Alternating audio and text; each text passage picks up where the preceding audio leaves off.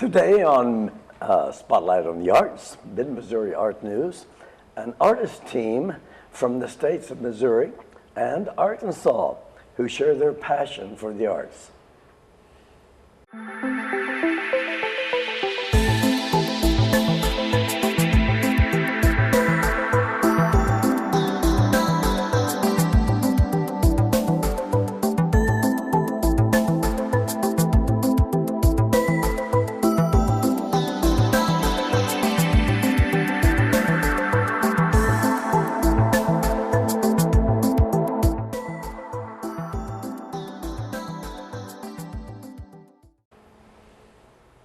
Welcome to JCTV, Mid-Missouri Art News, Spotlight in the Arts, supporting many art enthusiasts, coming to you from the capital city of Jefferson City, Missouri. I'm your host, Rick Jey, with laryngitis, so stick with us. I'm honored to invite and join in conversation and chat, and if you'll join me in welcoming artist Nick Bero and Kelly to Spotlight on the Arts. I want to thank you both for making the drive to Jefferson City to share your love for the arts. Thank you very much, Rick, for having us. Yeah, really looking forward to this. It's good to meet with you again. Yes, okay, thanks. We do have a surprise for you. We have footage for what they are best at, and we'll share that with you in the second segment. Well, let's jump on in and say, Nick and Kelly, please share with the viewers a little bit about yourselves. Starting with you, Nick, the chainsaw wood carver artist. Yeah. Well, I kind of had a very early start in art. My father started chainsaw sculpting before I was even born, so it's kind of what I grew up with. Actually, my first birthday present was a wooden chainsaw that I would then trace over my father's cuts. And so then I went on to hand tools and knives and chisels, that sort of thing. When I grew up and got big enough, I started using the chainsaw, and now it's been about 20 years worth of chainsaw experience. Excellent. And many other tools along with it. You spoke of being from Missouri and from Arkansas. Can you give us a little bit of foundation there, if you can? Well, like I say, after I grew up, I started traveling quite a bit and ran into a very good friend in Arkansas, and he's kind of joined forces with us, and we have a gallery down there just outside of Texarkana, Texas, yes, Arkansas border, and we've been there now for almost 16 years, I believe. Isn't that near Arkansas City? Yes, so I have family there, believe it or not. Well, and now Kelly, you are here to share your visual arts techniques and what have you. Would you like to show us an example of why we're visiting? And can you give us a little bit of your background? I know you are educated in the different areas of art. So Kelly comes to us with a lot of, shall we say, expertise, knowledge, and what have you. So tell us a little bit about Kelly. What's your foundation? Well, my foundation's been in lots of different mediums in art, from painting and graphite work, doing portraits and some children's book stuff. And then I also got bit by the chainsaw carving bug, so to speak. I see. And so started doing some wood carving, and this owl's just one representation, but this little bitty guy here, which you can see is the size of a pencil, this was the third owl I ever carved with any tools, let alone chainsaws. And then kind of graduated up in a little bit of form, and then was given the opportunity to be handed my first chainsaw by an international speed carver. One of the great things about the time we live in right now with the internet, the world is really open to us. We're not just with what's in our own backyard. That's true. And through chainsaw carving, there's an entire network through Facebook. And I've got friends all over the world. And just like Nick had mentioned his friend down in the Texarkana area, like I said, it really is about joining forces together, sharing the knowledge that you have, and, tools, expertise, support when things don't work out. And just, it's a family network and friendship. And that's actually how Nick and I met, I was see. through Facebook connections. Excellent, excellent. Now you have a few hours of education to the Kansas City area. Kansas City Art Institute, and I actually took, art throughout all of my school, so it's always been, one of my main passions and drives. Excellent, excellent. Well, as a team, please share with our viewers how this partnership plays out and both of your overall attempts to create, present your works, and receive back the joy from your onlookers and associates. I know we just had a couple from Springfield on, well-known artists throughout the state of Missouri and the world for that matter. And they work close, you might say, elbow to elbow, hand in hand, with a lot of things going. So how does that work for you, starting with Kelly? Well, the clip that we'll be sharing in the next part of the segment was a squirrel carved there in Sedalia, and that was supposed to be my first initial on-site piece. Okay. And when they contacted me, Nick had said, hey, can you wait till we get there and I'll help you? And I'm like, well, why wouldn't you have, a professional carver with a whole lifetime of experience come help you for your first job? Now that squirrel, big squirrel, Yes. we basically then did an owl, like your friend here Yes. next to us. Good shot. And this here is another example of expanding what's known in the chainsaw world. We've done paint here. We've taken a storybook character and brought it to life.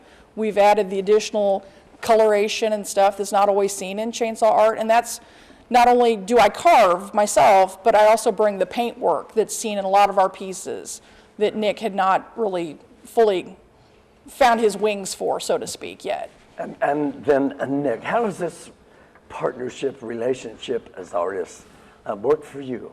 What does that mean to you? Sometimes we have to team up with our better part, shall we say, or the one that it takes work and communication, I'm sure. Very much so. We each bring different strengths to the table, sculpting-wise, perspective, and the levels of detail that we each see, because we each see a little something different, and I think we each bring the best of both worlds together. Right. And with she's very excellent at the eyes, especially, and since those are kind of known as the window to the soul, yes. The better the eyes of the piece, the more soul it has, right, by extension. So she takes the smaller instruments and... well, not only that, I mean, she does quite a bit of the larger chainsaws as well, right, but she also has that fine detail experience that a lot of chainsaw sculptors don't have. Exactly. So... Yes, and we'll see that as far as Nick's work with Kelly assisting and somewhat in the second segment with our clip. Well, I know you briefly covered it, but share with our viewers, if you would, again, Nick, what really was the moment of inspiration, or were you basically schooled, or what have you, by Dad, and kind of preparing you for the future, whether you realized it or not? Sure. Well, I had first really started my forays into sculpture when I was about 5 or 6. Experimental basis in styrofoam, but what really stands out for me is a particular career day in school when I was about 7 years old, and seeing all the different professions kind of laid out for me, and just remembering what I had at home on a daily basis, and that's really where I made my decision to go full-time at and how long at the ago point was in the that future. moment, full-time? Well, I started full-time sculpture when I was about 16. 16, that's what I was wondering, because your So- work shows that you have that expertise. You know where to go to the next chainsaw or the chisel. Yep. So I figured it had been a longevity, and at your young age now of 25. Well, Kelly, the moment that you was basically inspired not only, well, as an artist, or what should we say brought you to a relationship at some moment with Mr. Nick Bero? Well, Nick's part of his foundation also is competition. And his father has won many awards and competed all over the country. And you were aware of that? Not initially, but Okay. Nick also goes to competitions, and we crossed paths at a competition down in Eureka Springs, Arkansas. I see. I was down there to assist another female carver. It was her first time at that event, and so my second time at the event, but my first time actually in the arena. I had just been a spectator in the past. Excellent. And so, like I said, we kind of crossed paths there, and then found out, through Facebook later, oh, that was you. We didn't get a chance to talk. We kind of saw each other at the event, but didn't get a chance to talk and everything. Thanks goodness But- for Facebook. Yeah. Absolutely. Like I said, if it was not for Facebook, and finding the chainsaw world, finding that there was fine art being made, that it wasn't just more of your folk art like we've seen a lot of places around Yes. our area, more of your Ozark bears holding fish and name signs and stuff like that. But there was, full descriptive narratives done with chainsaws. Pieces like you would see in museums made out of marble or bronze were actually being made out of wood and at high speed at competitions. Now, you spoke of high-speed competition. Yes. This is twice you brought that Yes. up. Now, what's that all about? Typically what happens is we are presented with a log that's at least 2 feet in diameter and about 8 feet tall, and we have about 20 to 24 hours during a 3-day period. So about 8 hours per day. My, 3 And- days. Yep. There will be a theme that is set up for that particular event. So some of the carvers will have had a chance to maybe play around with their concepts. They've maybe mocked up one in the shop at their leisure and worked on their more difficult things. But often you'll get to the event and you'll just start on the fly. And a lot of carvers don't have any other art background. They don't paint, they don't do sketch work and things like that. They're strictly three-dimensional carvers. Yes. And so it adds a whole other element to that. And, it's basically like sports. And that's kind of where also I got inspired and drawn to the art form. Having had a lot of sports in my past, played soccer, softball, competitive nature. Again, that competition. Yes, absolutely. You recognize that? Absolutely. Within this And- arena or venue. Yes. And then, as a 45-year-old mom, that's not typically when you pick up your first chainsaw. That's true. Not all of us are as young as Nick. I outrank him by 11 years, but he's got over 22 years worth of experience. I see. On top. Oh, my Yeah. goodness. Well, Kelly and Nick, we must take a short break. So hang loose for a few seconds. If you did not catch that phrase, I am a chainsaw woodcarver, you did not hear wrong. When we come back, Nick and Kelly will share with you a look at their impressive artworks and a field taping of an actual wood carving demonstration by Nick Bero of Bero Arts. Stay with us. There's more, a lot more, right here on Spotlight in the Arts. We'll be right back after 60 seconds.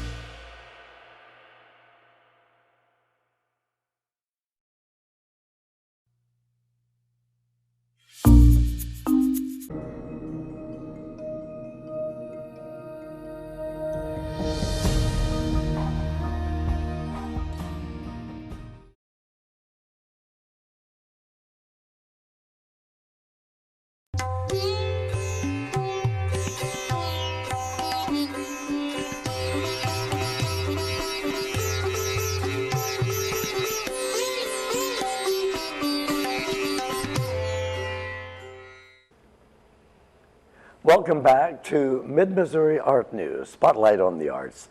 Join me now as we continue our discussion with artists Nick Bero and Kelly Don, a team from Missouri, Arkansas, demonstrating the art of chainsaw, painting, and also wood carving, you could call it. So, well, Nick, let's get right to the field tape demonstration. Kelly, would you give us the honor of introducing this clip, what to be looking for? Okay. All right. First off, our viewers are going to be joining us in Sedalia, Missouri at Liberty Park. There was an on-site job that we did, and the particular day that Rick joined us on the set, or the field, you'd like to call it, we were doing some repair work on that piece. One of the things that takes place with wood is it will split and crack as it dries, and we like to go back in and put wood shims. So Rick had joined us for that particular portion of the carving on site, and then we also did a demonstration. We carved an owl in a little bit of a speed time, kind of what's known as a quick carve. So. Excellent. Well, let's go to the clip. Good afternoon. This is Sedalia, Missouri. We are at Liberty Park. I am Kelly Don, and this is Nick Bero, and we're with Bero Arts. And this is one of our chainsaw sculptures. On-site is just as much about restoration after the finished piece.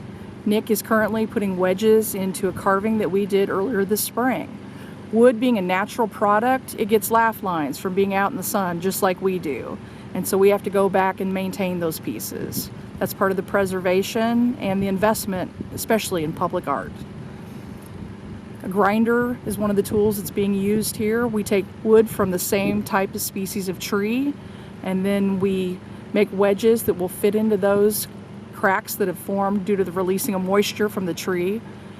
We use a glue, and then we will later recarve over that surface, and then add our sealing product back over the top for further years of preservation.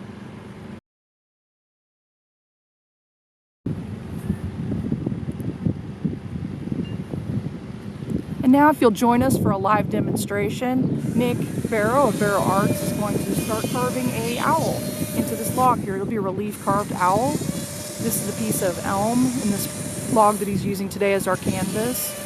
And in chainsaw carving, often the saw gets a lot of the glory, but it's just a tool, just like a paintbrush or anything else, the log being our canvas. And the art form itself, it's what the artist brings to it. Like I said, the chainsaw kind of gets the glamorous, the starlight moment, but the type of art is really affected by the artist, what's in their imagination, their vision, their ability to manipulate the tools and the surfaces.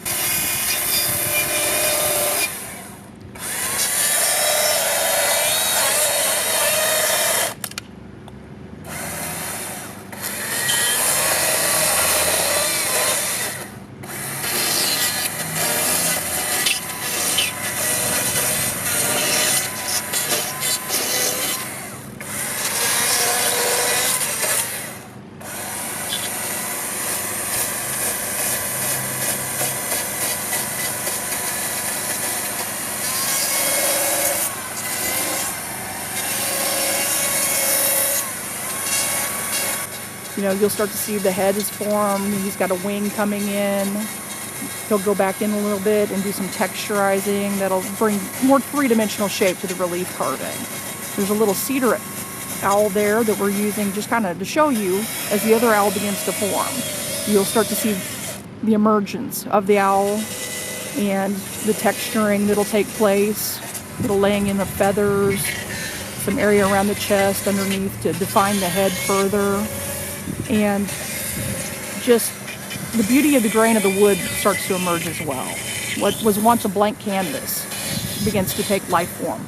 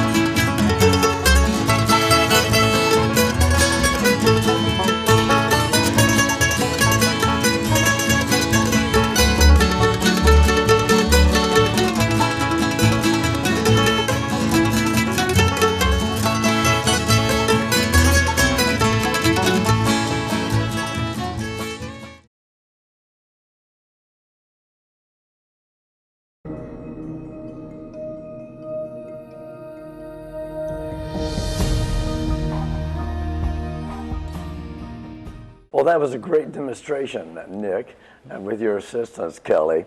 I'm sure the viewers are going to be happy with that view. Well, Kelly, please share with us what subject matter your visual art entails. Let's talk about Kelly Dawn. What is your main interest, what we call subject matter? What do you like to paint? Well, I like to tell people I like to put eyes on whatever material it is and then put art behind it. Whether it's a painting, it's a sculpture, if it's something done with fabric, or with a chainsaw. Like I said, I really like to put, a soul into a piece. And we viewed a piece earlier. This is one of your pieces, which is very nice. Again, the eyes, deep, very Right, thank you. into the soul there. This was just a little bit extra play. It's not typically my natural thing, what I work in, but we were just kind of expanding some things out and kind of staying along again with the owl theme. Owls have great eyes. They're very expressive, and they happen to be, kind of another one of those situations where it's kind of one of our animals of the moment. And so it reaches a lot of people in different formats. Yes. Well, Kelly, speaking for both of you, do you have any projects of artwork now in process and any upcoming events that you would like to inform our viewers that they could actually come and participate or watch? If you got an itinerary basically of what's coming up here in the near future or what have you?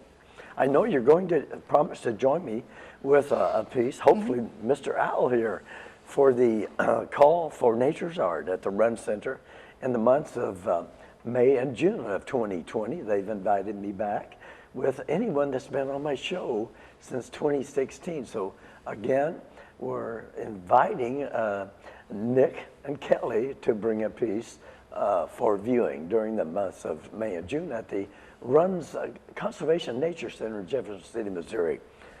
And what else do you have on your agenda? Well, we're definitely going to be joining you for that, and we really look forward to that. Another avenue of displaying some of our art with nature lovers and, here in the state of Missouri and the capital and everything. So like I said, looking forward to that. Bero Arts on Facebook, the BEROO Arts on Facebook. That's where the people can check in and see what we're doing, on a constant basis. Nick has got some on-site work that he's going to be doing in the Texarkana area and around the Lake of the Ozarks. Here in the Camdenton area, we've got some pieces coming up. Those will be there. We're often adding new pieces to our Facebook page. Excellent. We're either sharing some work that we're currently working on or pieces that are available to be purchased. My email address is theonlynickbero@gmail.com. That's THE. THEONLYNICKBERO@gmail.com. Okay, And great. then your phone number as well, Nick. Yep. And there's your Phone card. number is 870-582-5529. Excellent, excellent. I've been trying to distribute your cards Well, that you thank you. gave us a few weeks ago out of Sedalia. And that carving is in the squirrel that was in repair. That is in the Liberty Park in Sedalia, Missouri. So that's a great example of seeing their work. And I'm sure you'll be seeing it around the state. Now, you're also down at the Lake of the Ozarks, and that lady, gentleman. Lake Fine. Lake Fine Arts. Yeah, Lake Lake Fine Fine Arts Academy. Academy and Galleria. Yes. They're in Osage Beach. It's not the Lake Arts that we've dealt with in the past, unfortunately, or what have you.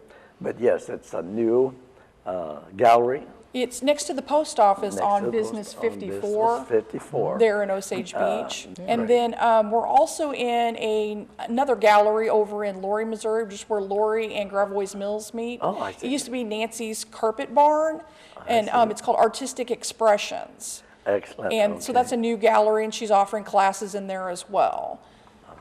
But like I said, for what we do, the fact that we're very hands-on and, you can either be promoting or you can be creating, we're still in a lot of that creating phase. And so like I said, Facebook, for those who are able to get to it or have a friend or a family member who will log on and check it out, like I said, that's one of the ways. Or, like I said, they'll see us driving through the state of Missouri. Like today, we happen to have an 8-foot-tall soaring eagle that's in our trailer.